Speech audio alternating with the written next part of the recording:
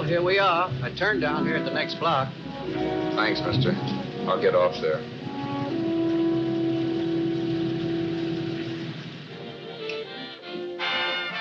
Want anything else? No. Hey, you. Me? Yeah, you. It's where you heading?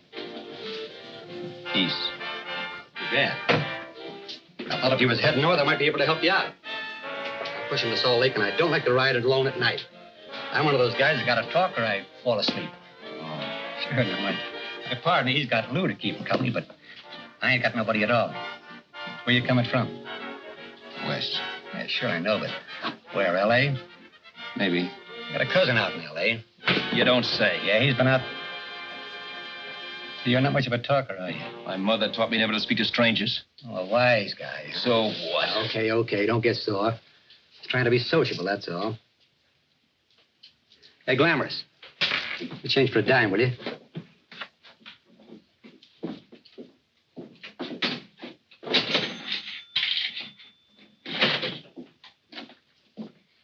Let's have something quieter this time, Joe. My head's splitting. Is that what's wrong with it? Done with your coffee? No. And don't rush me, will you?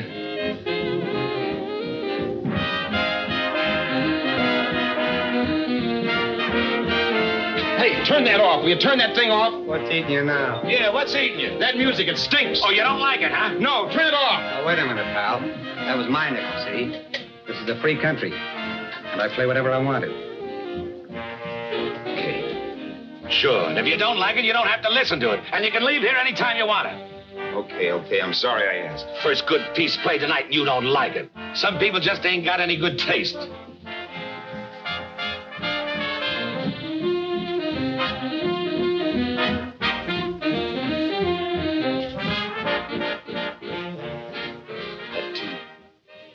That tune. Why was there always that rotten tune? Following me around, beating in my head, never letting up. Did you ever want to forget anything? Did you ever want to cut away a piece of your memory or blot it out? You can't, you know. No matter how hard you try. You can change the scenery. But sooner or later, you'll get a whiff of perfume or somebody will say a certain phrase or maybe hum something. Then you're licked again.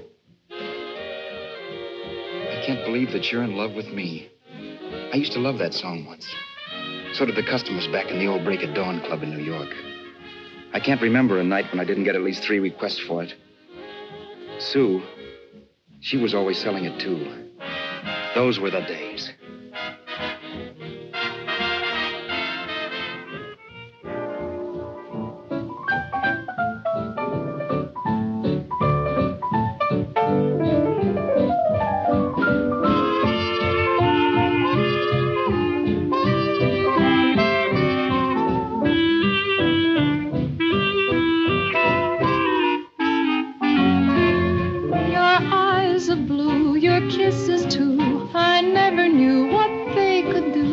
I can't believe that you're in love with me.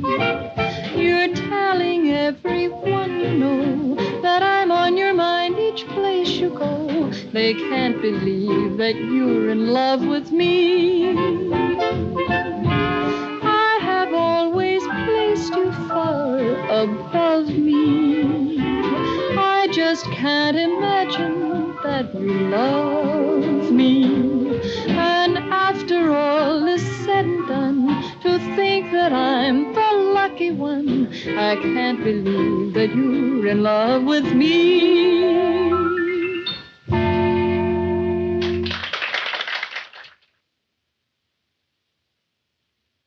It wasn't much of a club, really. You know the kind. A joint where you could have a sandwich and a few drinks and run interference for your girl on the dance floor. I pounded the piano in there every night from 8 until the place closed up, which usually meant 4 in the morning. A good job as jobs went in those days. Then, too, there was Sue, who made working there a little like working in heaven. But how we felt about each other, well, there was nothing very unusual in that. I was an ordinary healthy guy, and she was an ordinary healthy girl. And when you add those two together, you get an ordinary healthy romance, which is the old story. Sure. But somehow, the most wonderful thing in the world.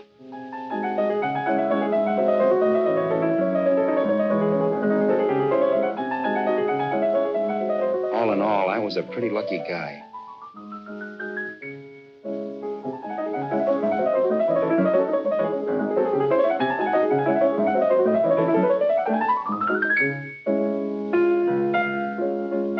Mr. Paderewski, I presume. It's beautiful. You're going to make Carnegie Hall yet, Al? Yeah, as a janitor. I'll make my debut in the basement. I don't blame you for being bitter, darling, but you mustn't give up hope. Why, someday... Yeah, someday. If I don't get arthritis first. In the meantime, let's blow this trap.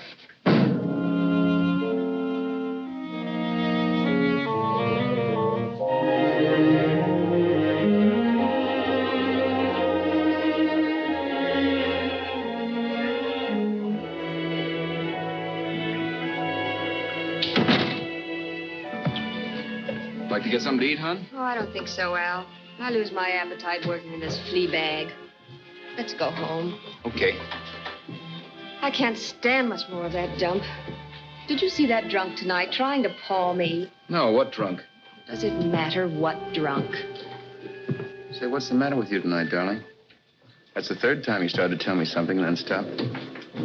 We shouldn't have any secrets from each other, Sue. Next week, we're going to make with the ring and the license. You and me will be a team. Yes, that's right. In the Bush League. I don't get you. We've been struck out. It's a funny way to talk, darling. Don't you want to marry me? Al, look, I love you. You know I do, and I want to marry you. But? But not now. Only after we've made good. Sunday, I'm going away. Oh, I know you'll think it's silly. That's why I hesitated to tell you. But I'm going to California. I want to try my luck in Hollywood. That's the most stupid thing I ever heard of.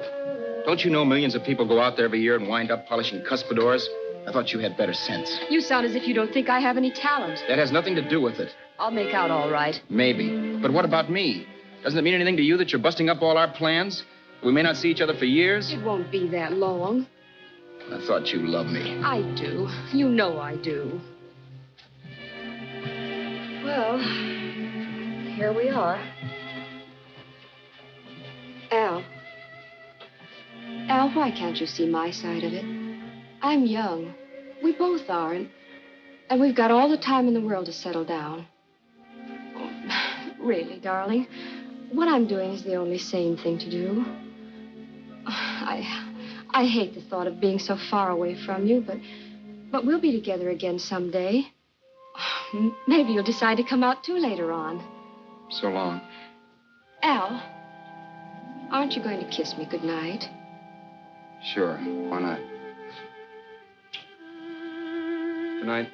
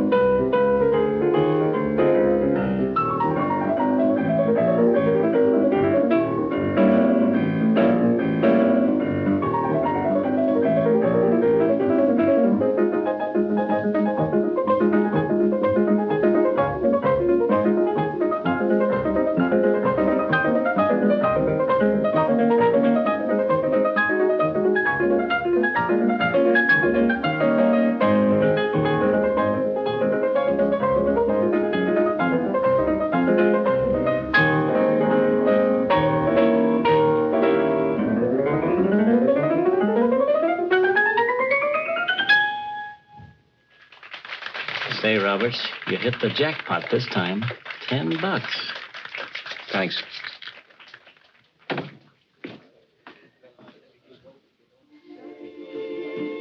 So when this drunk handed me a 10 spot after a request, I couldn't get very excited. What was it, I asked myself? A piece of paper crawling with germs. Couldn't buy anything I wanted. It couldn't. Then I thought of something.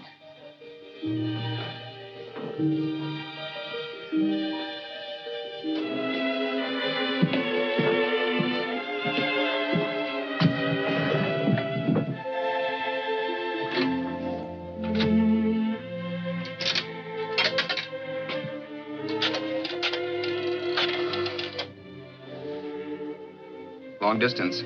I'd like to put a call through to Los Angeles. Miss Harvey. Sue Harvey. Harvey. The number is Crestview 65723.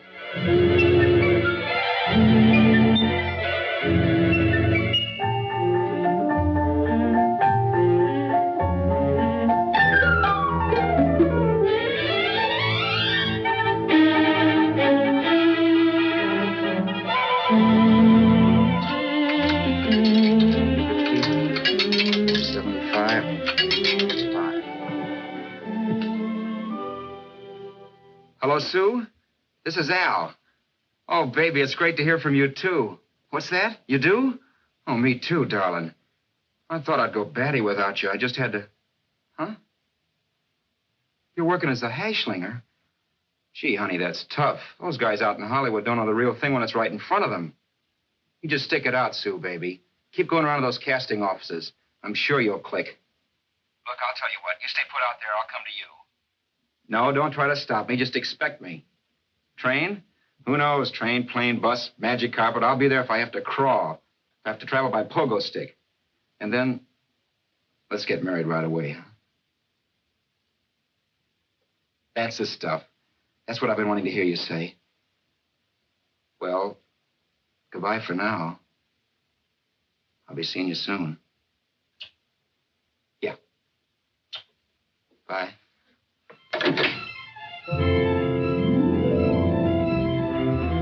The only way I could cross country was to thumb rides. For even after hawking everything, I only had enough money to eat. Money. You know what that is. It's the stuff you never have enough of. Little green things with George Washington's picture that men slave for, commit crimes for, die for. It's the stuff that has caused more trouble in the world than anything else we ever invented. Simply because there's too little of it. At least I had too little of it. So it was me for the thumb.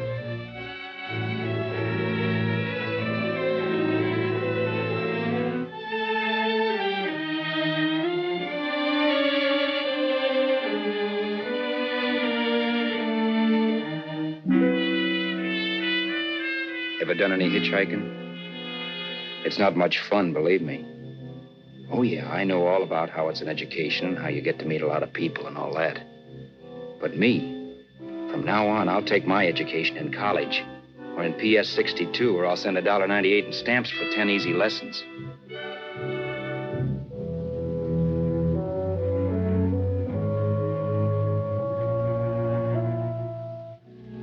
Thumbing rides may save your bus fare, but it's dangerous. You never know what's in store for you when you hear the squeal of brakes. If only I had known what I was getting into that day in Arizona. Here, throw that in the back seat. Okay, let's go. Make sure that door's closed.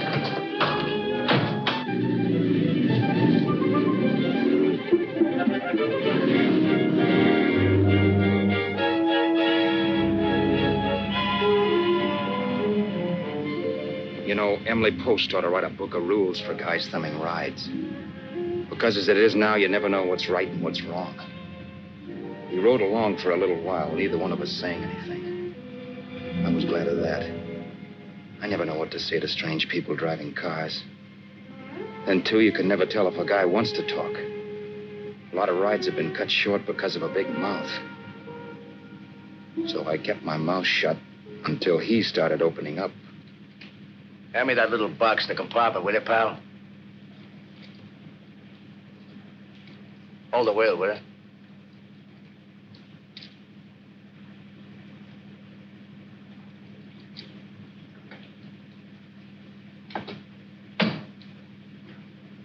How far are you going? L.A. Well, you're really traveling, aren't you? Yeah, but I don't expect to make it for a couple of years at the rate I've been promoting rides. Not much luck, huh? Sure, all bad. Not many people stop for a guy these days. Afraid of a stick-up, maybe. Well, you can't blame him. Where you coming from? New York? Well, New York. You're in luck this time. I'm going all the way. Right through to Los Angeles. You drive a car? Sure. Whenever you're tired, let me know. I'll holler. I guess at least an hour passed before I noticed those deep scratches in his right hand. They were wicked. 3 puffy red lines about 1/4 inch apart. He must have seen me looking at them because he said, Beauties, aren't they? They're gonna be scars someday. What an animal. whatever it was, it must have been pretty big and vicious to have done that. Right on both counts, New York. I was tussling with the most dangerous animal in the world. A woman. She must have been Tarzan's mate. Looks like you lost the bob. Certainly wasn't a draw. You know, there ought to be a law against dames with claws. Yeah. I tossed her out of the car in her ear. Was I wrong? Give a lift to a tomato, you expect her to be nice, don't you? Yeah. After all, what kind of dame son rides? Sunday school teachers? Yeah. A little witch. She must have thought she was riding with some fall guy. And me, who's been booking horses around racetracks since I was 20. I've known a million dames like her. 2 million. Yeah. Stopped the car, opened the door. Take it on the Arthur Duffy sister, I told her. That's the stuff. As I was done, huh? But if you want to see a real scar, brother, get a load of this. What? I got that one, too. Dooley? Yeah, we're just kidding, of course. My dad owned a couple of Franco-Prussian sabers. Kept them on the wall for decorations.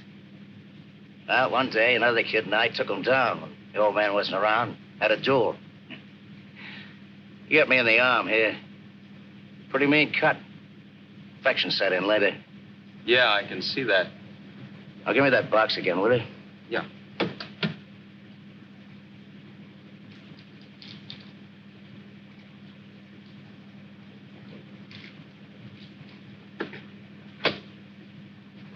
Pain made me lose my head, I guess. Began slashing. Before I knew it, I'd put the other kid's eye out. That was tough. Well, it was just an accident, of course. But you know how kids are. I got scared, decided I was going to run away from home. Old man almost caught me when I was packing my duds. The bloody rag I had wrapped around my wrist hadn't caught his attention. You've seen the bundle for sure. But I beat it when he was phoning for a doctor. That was 15, 16 years ago. I haven't been home since.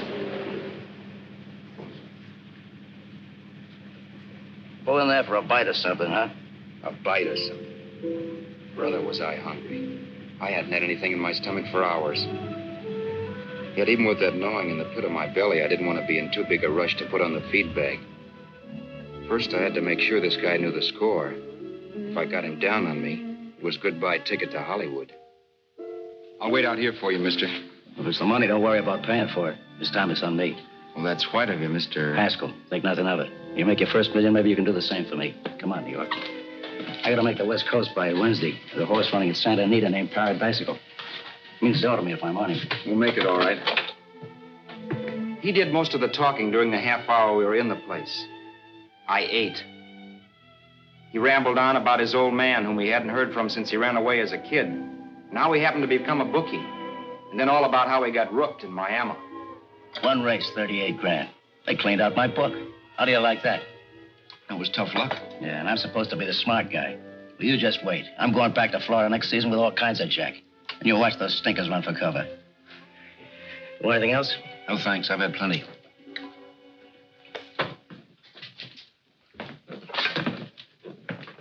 Let's check there, sister.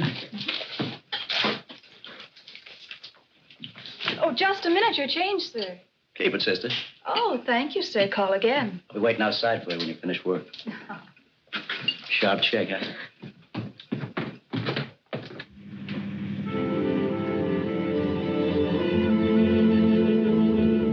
I drove all that night while Haskell slept like a log. After a while, I began to get sleepy myself. I was happy, though. Soon I'd be with Sue again. The long trip was practically over, and there'd be no more hoofing it down the concrete. I began to think of the future, which couldn't have been brighter if I'd embroidered it with neon lights. It was nice to think of Sue shooting to the top. It's amazing what a full belly can do to your imagination. Your eyes are blue, your kisses too. I never knew what they could do. I can't believe that you're in love with me. You're telling everyone you know I'm on your mind each place you go. I can't believe that you're in love with me.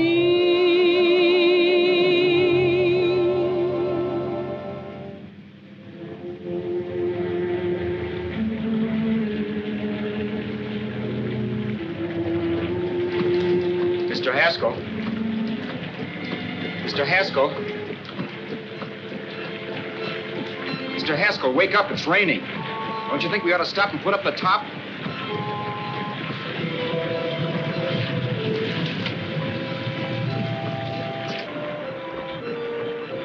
Mr. Haskell, I'm going to put up the top.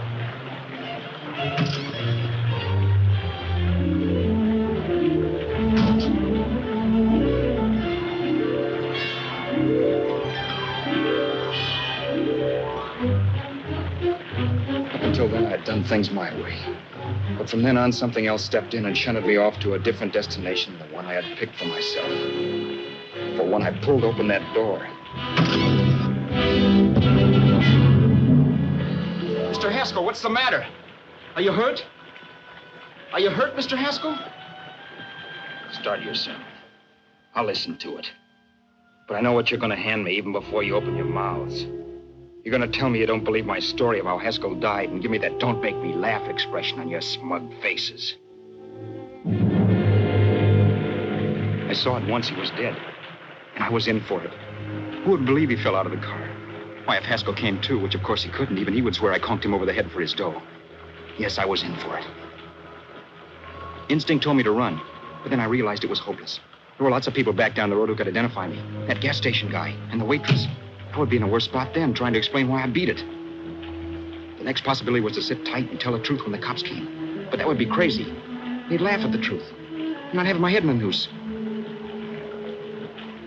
So what else was there to do but hide the body and get away in the car? I couldn't leave the car there with him in the gully. That would be like erecting a tombstone.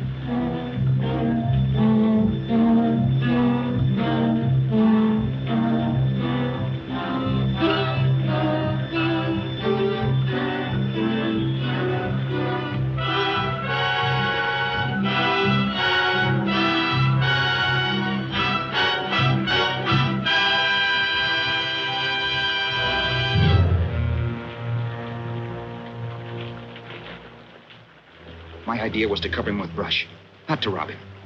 But then I remembered that even if I only drove the car for 100 miles or so, I would need money for gas. Besides, it was stupid of me to leave all that money on a dead man. Not only that, I'd have to take his driver's license in case I was stopped for something. I didn't like to think about it, but by that time I'd done just what the police would say I did, even if I didn't. My clothes. The owner of such an expensive car would never be wearing them. Some cop might pull me in on suspicion.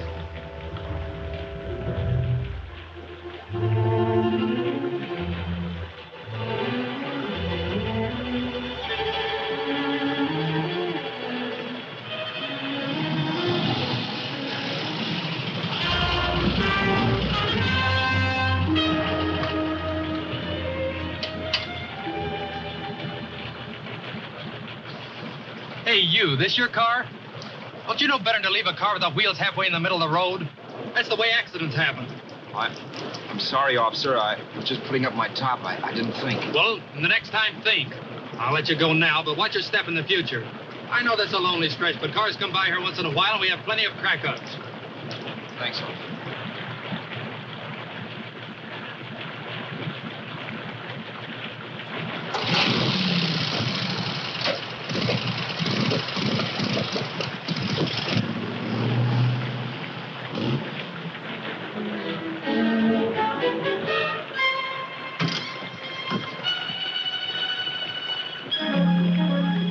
Nothing in the car to give me away as Roberts. If they found a dead man in the gully now, it would be me.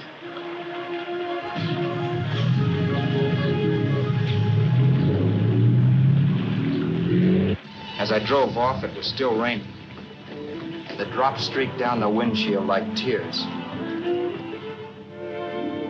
I kept imagining I was being followed and that I could hear sirens back in the distance. Just how long it took me to cover the 60-odd miles to the California state line, I don't know. I lost all track of time. But the rain had stopped and the sun was up when I pulled up to the inspection station. Hello? Carrying any fruits or vegetables? No. Any livestock or poultry? No.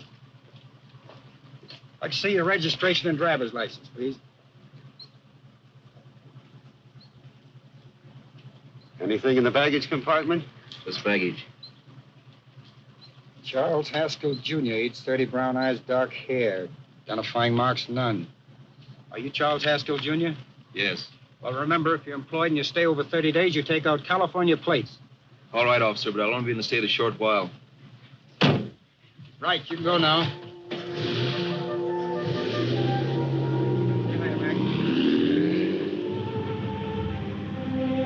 Drive any farther without some sleep. Cops or no cops. I knew I had to hit the hay and hit it hard. I was dead tired.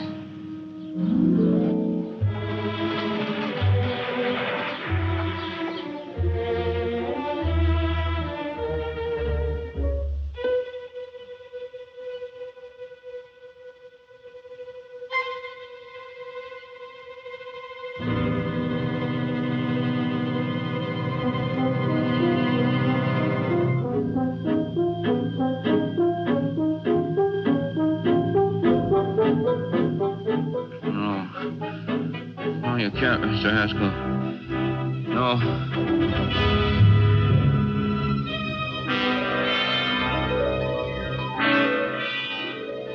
Mr. Haskell, you can't die. I think I did it. No, Mr. Haskell. No. No.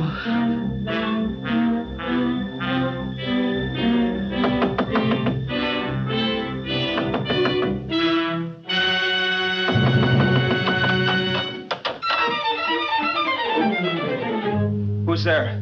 It's the maid. Can I come in and clean? Later. In a half hour. All right, sir.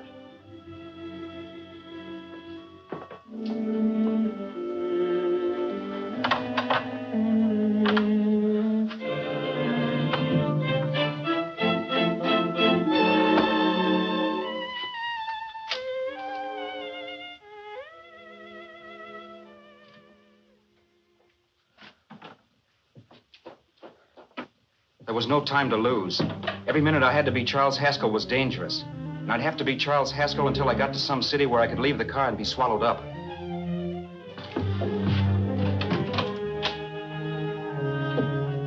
That meant driving the car as far as San Bernardino, maybe even to Los Angeles. In a little town, I might be noticed, but in a city, I should be safe enough. Then, after I ditched the car, I could go on to Sue.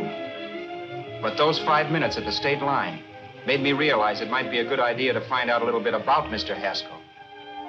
Then, if anybody asked me questions, I could give the right answers. The first thing I found out was that I had $768. This was a lot of jack. But believe me, it was the kind of money I'd rather not have.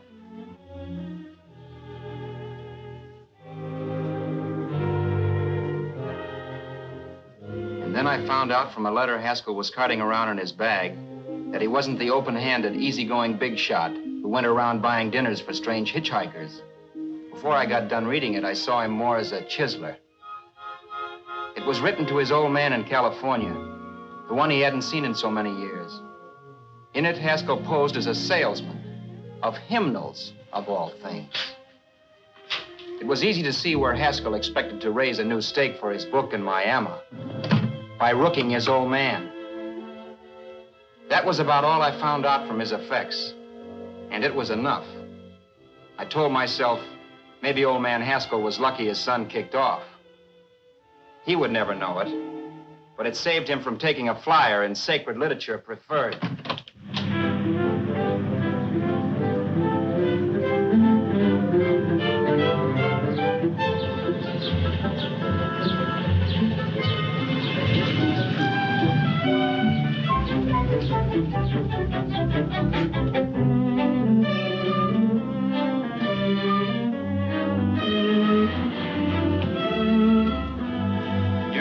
At Desert Center, I pulled up for water. There was a woman. Hey, you! Come on if you want to ride.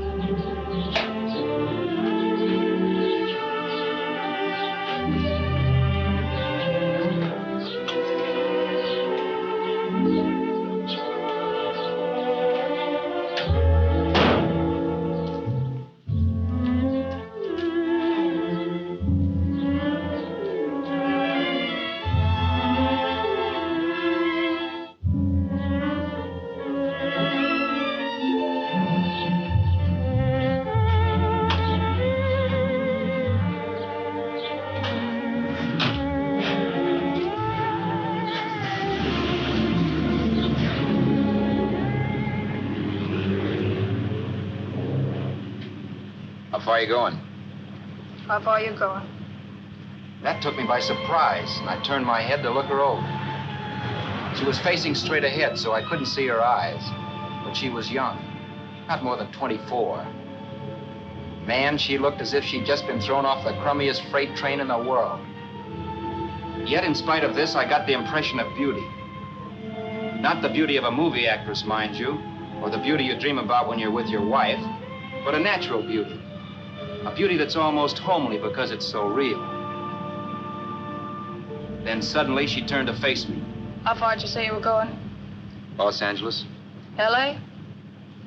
L.A.'s good enough for me, mister. That's what I was afraid of. What'd you say? Oh, nothing, just thinking out loud. People get in trouble for doing that. What's your name? You can call me Vera if you like. You live in Los Angeles? No. Where are you coming from? Oh, back there. Needles? No.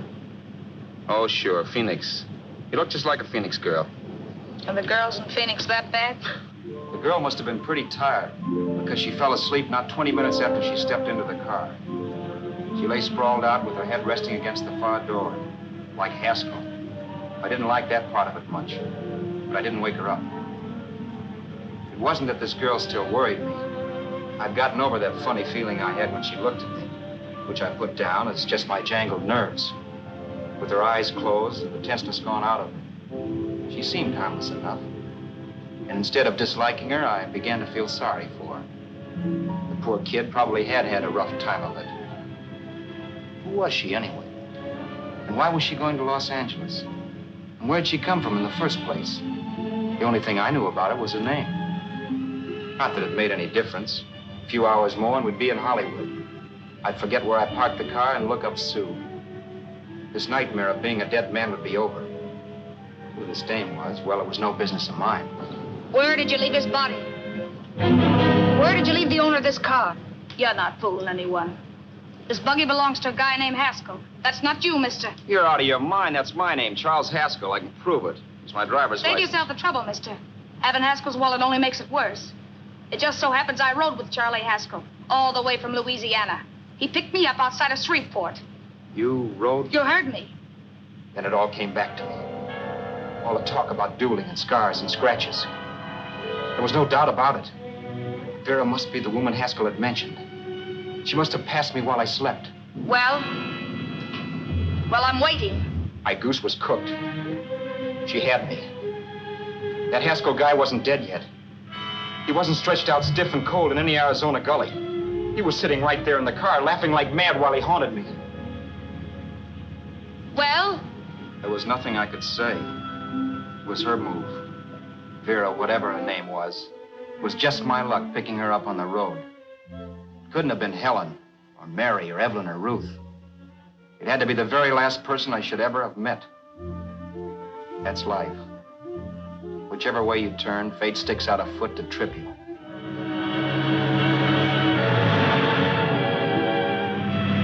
I told her everything, but she didn't believe my story. I should have saved my breath. That's the greatest cock and bull story I ever heard. So he fell out of his car. Say, who do you think you're talking to, a hick? Listen, mister, I've been around, and I know a wrong guy when I see one. What'd you do, kiss him with a wrench? Now, wait a minute. What I told you was true. You see, that's why I had to do it. You think I killed him? Well, the cops would have thought so, too. Yeah, well, maybe they still think so. What makes you so sure I'll shut up about this? Vera, I'm innocent. Give me a break, will you? It won't do me any good having you pinched. The cops are no friends of mine. Now, if there was a reward, but there isn't. Thanks. Don't thank me yet. I'm not through with you by a long shot. Let's see that roll.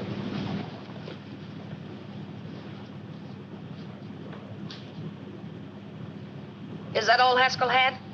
Isn't it enough? No, I thought he had more. Not that I know of. You can search me if you think I'm holding out on you. Well, maybe I will at that. He told me he was going to bet $3,000 on a horse named Paradisical on Wednesday at Santa Anita. He was stringing you along. He meant 300. Maybe. Sure, $3, 300. He was a piece of cheese, a big blowhard. Listen, mister, don't try and tell me anything about Charlie Haskell. Remember, I knew him better than you did. Okay, then you knew he was a four-flusher. That explains the $3,000 bet. I'm not so sure he didn't have that $3,000. Why should I believe you? You got all the earmarks of a cheap crook. Now, wait a minute. Shut up. You're a cheap crook and you killed him. For 2 cents, I'd change my mind and turn you in. I don't like you. All right. Don't get sore. I'm not getting sore. But just remember who's boss around here. If you shut up and don't give me any arguments, you'll have nothing to worry about. But if you act wise, well, mister, you'll pop into jail so fast it'll give you the bends. I'm not arguing. Well, see that you don't. You know, as crooked as you look, I'd hate to see a fella as young as you wind up sniffing that perfume that Arizona hands out free to murderers. I'm not a murderer. Of course you're not. Haskell knocked his own head off. He fell, that's how it happened, just like I told you. Sure, and then he made you a present of his belongings. I explained why I had to do that. Doesn't make a difference one way or another. I'm not a mourner. I liked Haskell even less than I liked you. Yeah, I saw what you did to him. What do you mean? Well, scratches on his wrist. Sure, I scratched him. I'll say you did.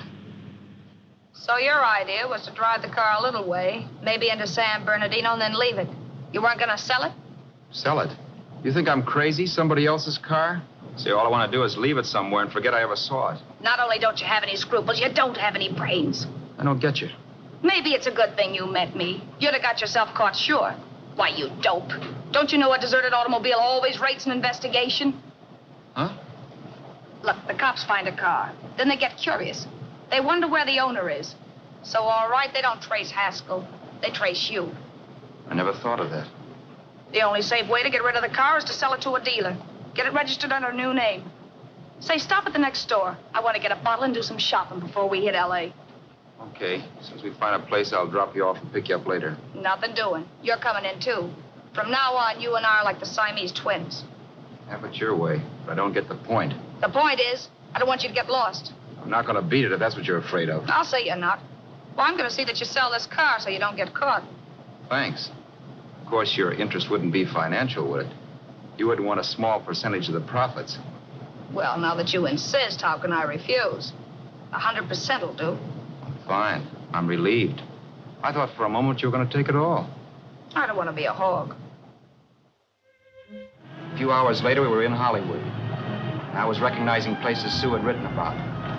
It struck me that far from being at the end of the trip, there was a greater distance between Sue and me than when I started out.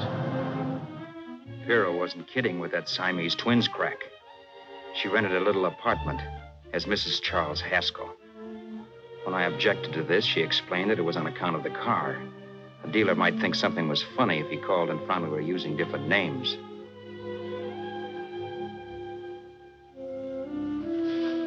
Home, sweet home. Yeah. Not bad either.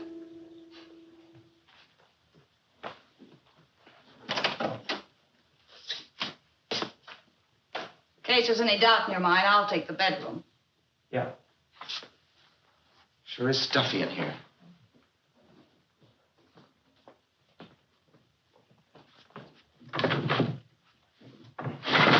Keep the window shut. Okay. The old crow downstairs said there's a folding bed behind this door.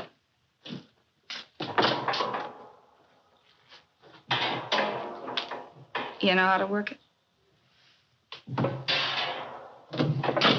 I invented it. Some joint. One can't have everything.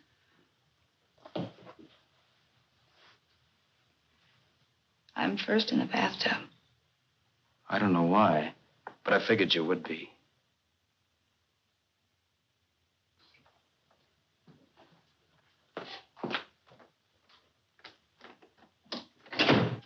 Boy, oh boy. It sure feels good to be clean again. I must be 10 pounds lighter. You must be. Well, hitching rides isn't exactly the way you keep your schoolgirl complexion. I wish that guy with the sax would give up. Gets on my nerves.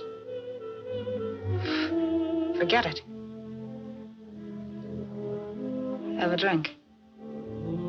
Aren't you afraid I might take you up on it? If I didn't want to give you a drink, I wouldn't have offered it. Why be a sorehead, Roberts? You got yourself into this thing. You should be grateful I'm not turning you in. Why, if I wasn't regular, you'd be in the pen this minute, being photographed, fingerprinted, and being pushed around by the cops. So cheer up. Get rid of that long puss. Or is your conscience bothering you?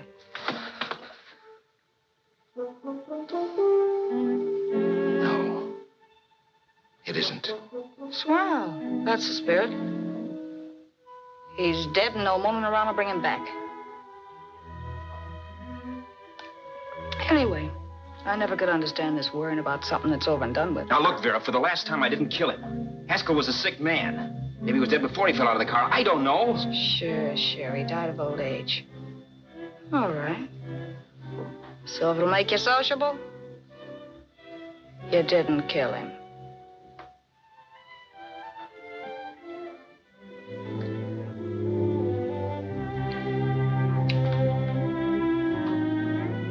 Thanks.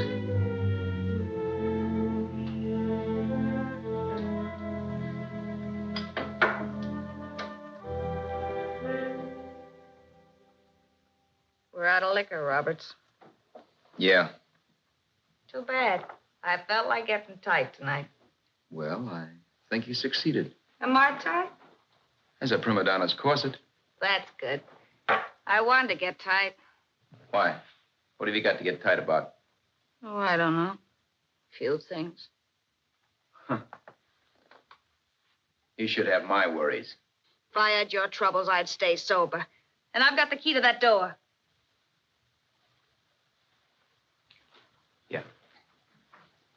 Maybe you're right. I'm always right. You know, I don't like your attitude, Roberts. Well, there's a lot of things I don't like. Sure. But life's like a ball game. You gotta take a swing at whatever comes along before you wake up and find it's the ninth inning. I bet you read that somewhere. That's the trouble with you, Roberts. All you do is bellyache. But taking it easy and, well, trying to make the best of things. But maybe that's what's wrong with the whole world. Get the professor. People knock themselves out trying to buck fate. Now, take you, for instance. You're lucky to be alive. Why, suppose Haskell had pulled open your door. You'd be playing a harp now.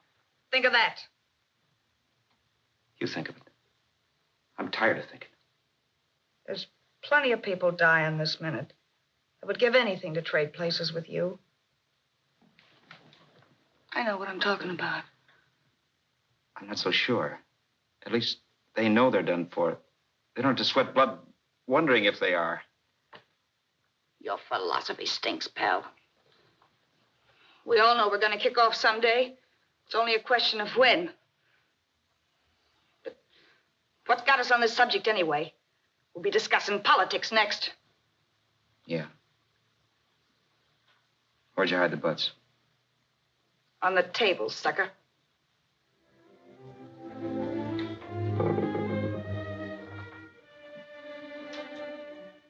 We bored each other with conversation for a couple of hours longer. Every 5 minutes, one of us was wishing we had another bottle or a radio or something to read. Then finally, we ran out of chatter. I know it's only 11 o'clock, but I want to get up early and make the rounds of the used car lots. No hurry about that. You got all the time in the world. Maybe you have, but if you think I want to stay cooped up in this place any longer than I have to, you're batty. It's not a bad place. Paid plenty for diggings like this in New York. Wouldn't like it if it was the Ritz.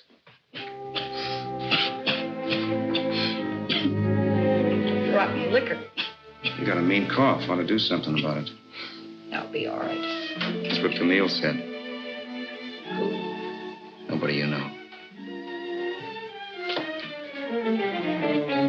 Wasn't that the dame that died of consumption? Yeah. Wouldn't it be a break for you if I did kick off? You'd be free with all Haskell's dough and car. I don't want to see anybody die. Not even me. Especially not you. One person died of me. If you did, well, that's all I need. You don't like me, do you, Roberts? Like you. I love you. My favorite sport is being kept prisoner. After we sell the car, you can go to blazes for all I care, but not until then.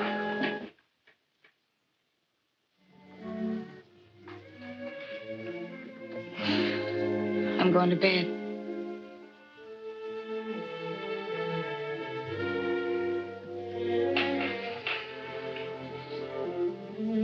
Good night, Roberts. Don't try and sneak away during the night. All the doors are locked. Anyway, if I find you gone in the morning, I'll notify the police. They'll pick you up. Don't worry, I know when I'm in a spot. Well, good night. I hope that portable rack isn't too uncomfortable for you. Don't lose any sleep over it, will you, Vera?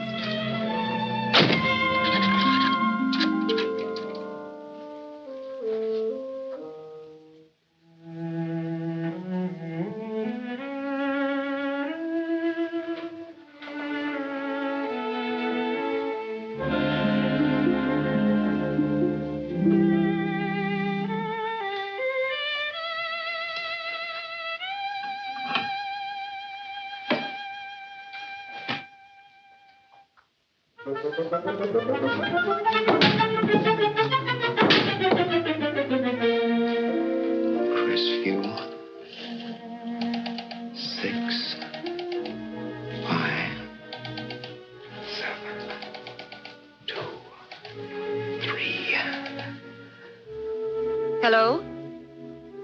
Hello? Hello? Hello?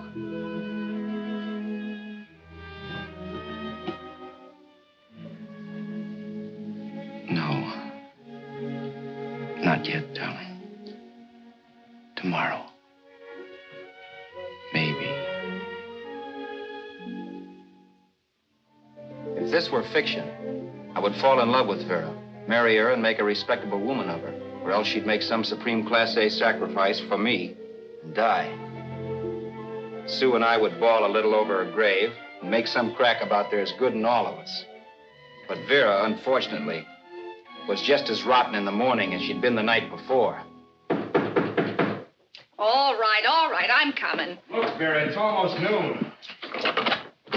So what? The dealers will be there all day? I'll be there all year, too, but that doesn't mean I'm going to wait that long. Shut up. You're making noises like a husband. Well, do I rate a whistle? You sure do, but let's go. Let's go. I spent $85 in 2 hours preparing bait, and all you can say is let's go. Come on.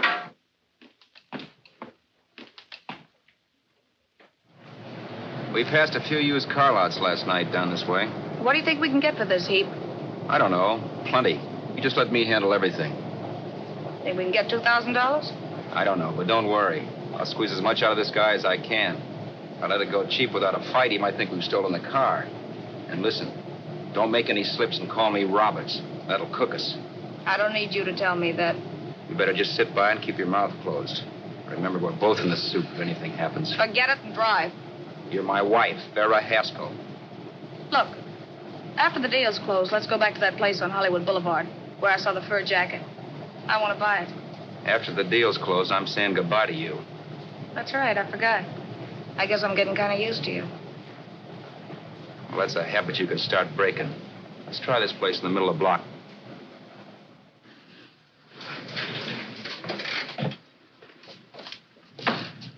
Good afternoon. What can I do for you? We're interested in selling a car. If the price is right. Well, if it's in good mechanical condition, it should blue book for about $1,600. Tony, take a look at this motor. 1,600. Are you kidding?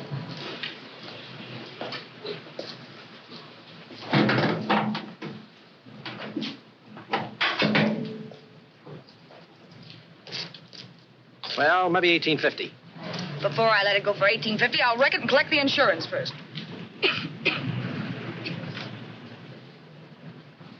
Lady, this motor's seen a lot of driving.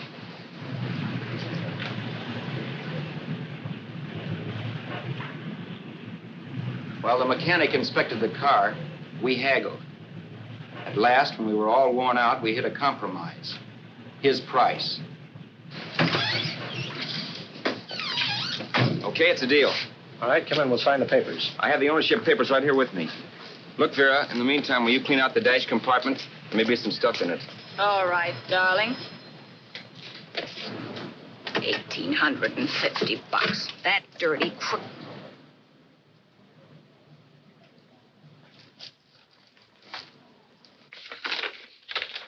New York, huh? Yeah. But you bought the car in Miami? Yeah. Well, now let's see about the insurance. We can either have it transferred or canceled. What kind of insurance do you have, Mr. Haskell? Well, aren't all the papers there? I don't see any. Surely you know what type of insurance you carry in the car. The name of the company? Yeah, but, Well, if you'll just tell me the name of the company, I'd be very glad to take care of all the details. Well... Did you sign the papers yet? Not yet. Well, don't. We're not selling the car. Well, wait a minute, Mrs. Haskell. Come on, darling. What's the matter? You changed your mind? Yes, I'm sorry. I guess I have. But, Vera... Let's go.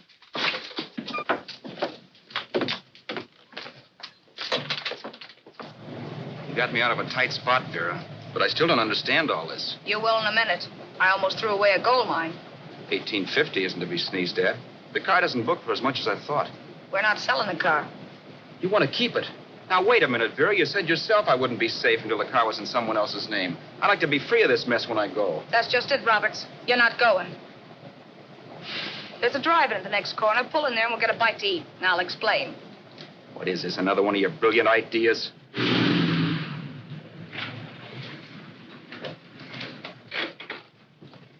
Oh, I take your order? Make mine a ham sandwich and coffee. And for you, sir? Oh, I don't care. The same. Thank you.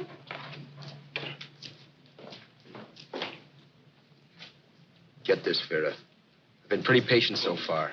I've done everything you asked me to do, but no more. Shut up. You've taken Haskell's money. You can have the dough we get from selling the car, but you're not going to keep me a prisoner. It's a good thing I bought the paper. Take a look at that. Vera, I'm in no mood. Read that.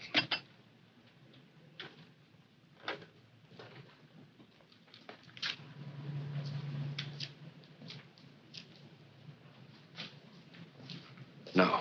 Yes. No, I won't do it. Yes, you will. You think I'm crazy? It's impossible, I tell you. Excuse me.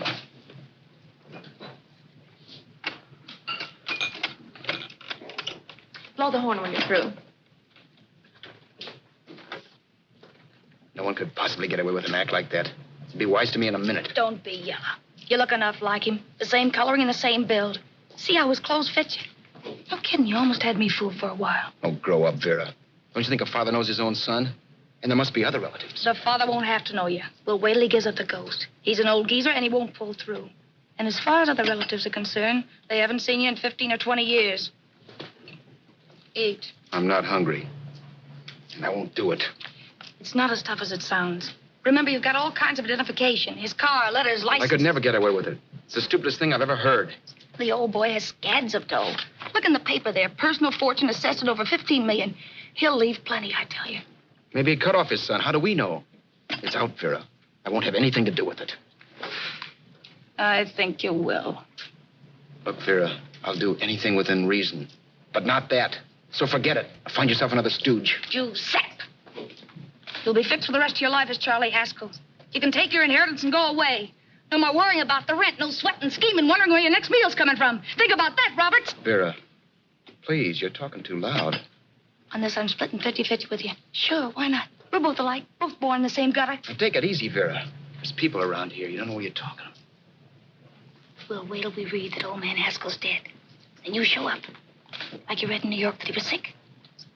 No. Suppose he doesn't die. He will. I know he will. Something tells me.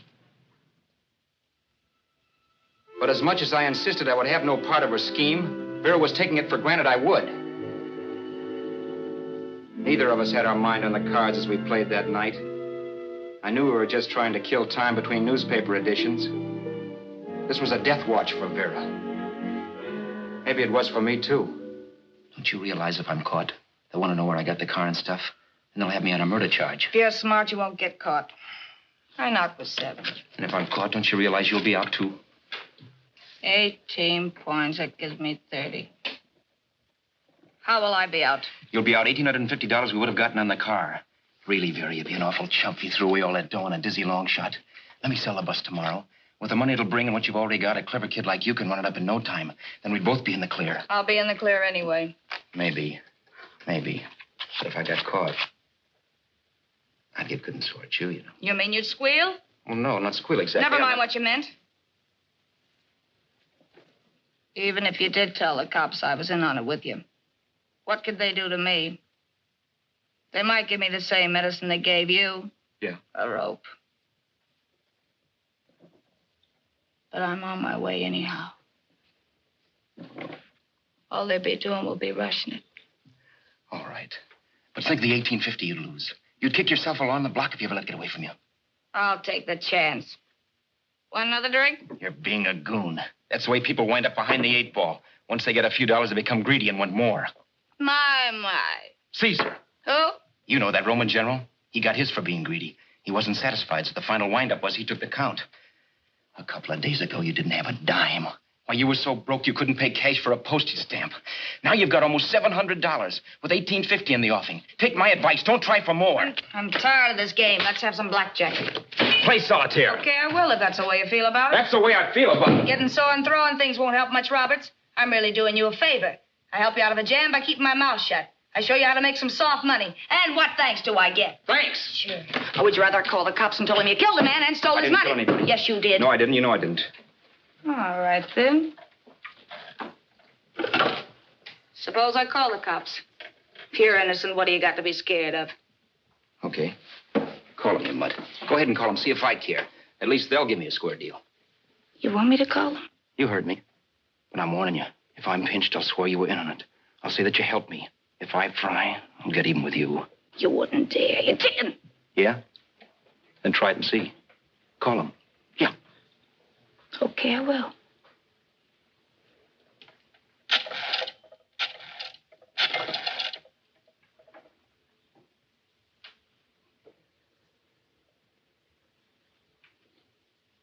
Information? I want the number at the Hollywood police station. Okay, I got it. Thanks. Wait a minute, Vera. You wouldn't do that. Oh, wouldn't I? Give me that and I'll show you if I would. Take it easy now. Let's talk this over. This was early in the evening, and the conversation, while hectic, was at least pitched low. But as the minutes passed, and more obstacles to her plan popped into my head, the air got blue. Each word coming from our lips cracked like a whip. I reminded her that as Charles Haskell, I didn't even know my mother's name, where I'd gone to school, the name of my best friend, whether I had an Aunt Emma or not, my religion, and if I'd ever owned a dog. I didn't even know what my middle initial stood for. I also pointed out that the real Haskell had a scar on his forearm. His people never saw that scar. He told me he ran away right after putting out the kid's eye. Yeah, but his father knew he was cut. It'd have to be some kind of a mark. So what? The old man's dead, or will be. I hope by tomorrow morning's papers. Anyway, you could cut yourself a little, couldn't you? Boy, for that kind of dough, I'd let you cut my leg off. You're drunk and you're crazy mad, Vera. Turn him in if you want to, but I won't get mixed up in this. Besides, how do we know? Haskell was such a phony. Maybe he wasn't the man son at all. Maybe he just dreamed it up. Well, dream it or not, you won't be dreaming when the law taps you on the shoulder. There's a cute little gas chamber waiting for you, Roberts. And I hear extradition to Arizona's a cinch. Where's that phone? Vera! Leave me alone. Vera! Here. I want a phone. Call police. I hate you yellow stinker. You leave me alone. I'll let you alone when you promise to leave the phone where it is. You're drunk. You don't know what you're doing. You're hurting me. Will you promise? All right.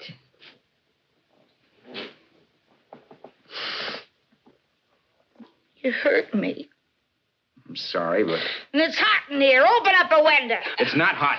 Don't tell me. Now, do you do it or do I do it? You're no gentleman, see? Yeah. All right. I'll open up the window. Vera!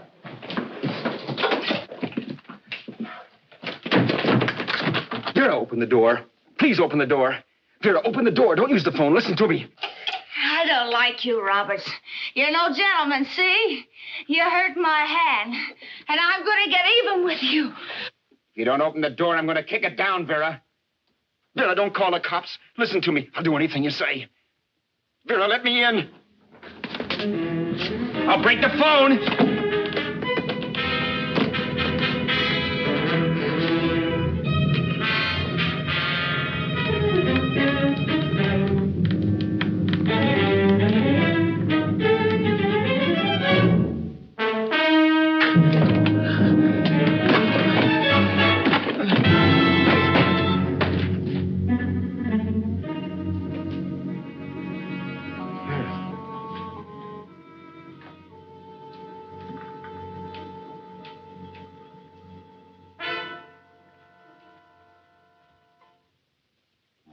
The world is full of skeptics. I know. I'm one myself. In the Haskell business, how many of you would believe he fell out of the car?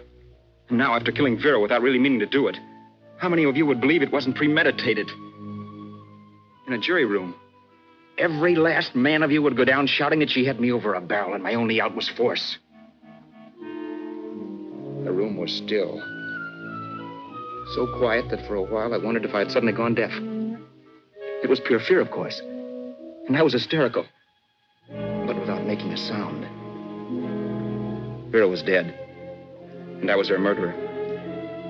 Murderer. What an awful word that is. But I'd become one. I'd better not get caught. What evidence there was around the place had to be destroyed. And from the looks of things, there was plenty. Looking around the room at things we'd bought was like looking into the faces of 100 people who'd seen us together and who remembered me. This was the kind of testimony I couldn't rub out. No. I could burn clothes and hide bottles for the next 5 years. There'd always be witnesses. The landlady, for one. She could identify me. The car dealer, the waitress in the drive-in, the girl in the dress shop, and that guy in the liquor store. They could all identify me. I was cooked. Done for. I had to get out of there. While once I'd remained beside a dead body, planning carefully how to avoid being accused of killing him, this time I couldn't. This time I was guilty. I knew it. Felt it. I was like a guy suffering from shock. Things were whirling around in my head. I couldn't make myself think right. All I could think of was the guy with the saxophone and what he was playing.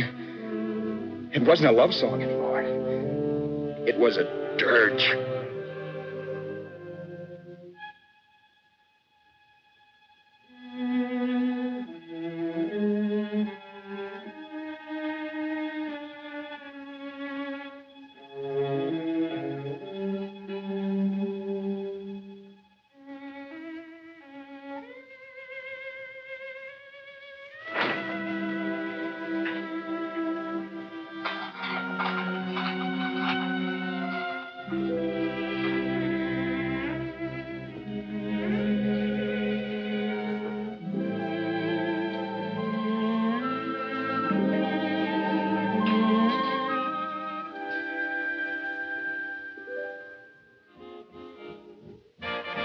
My problems weren't solved. I had to stay away from New York for all time because Al Roberts was listed as dead and had to stay dead. And I could never go back to Hollywood. Someone might recognize me as Haskell. Then, too, there was Sue. I could never go to her with a thing like this hanging over my head. All I could do was pray she'd be happy.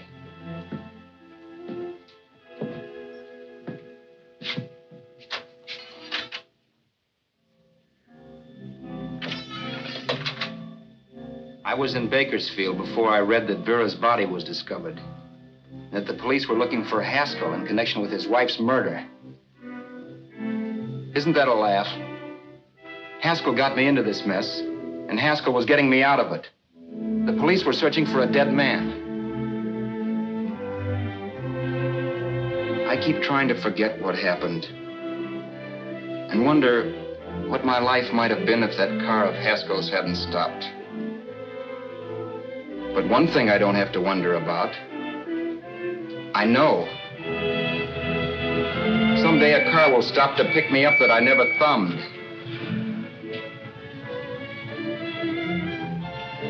Yes. Fate, or some mysterious force, can put the finger on you or me for no good reason at all.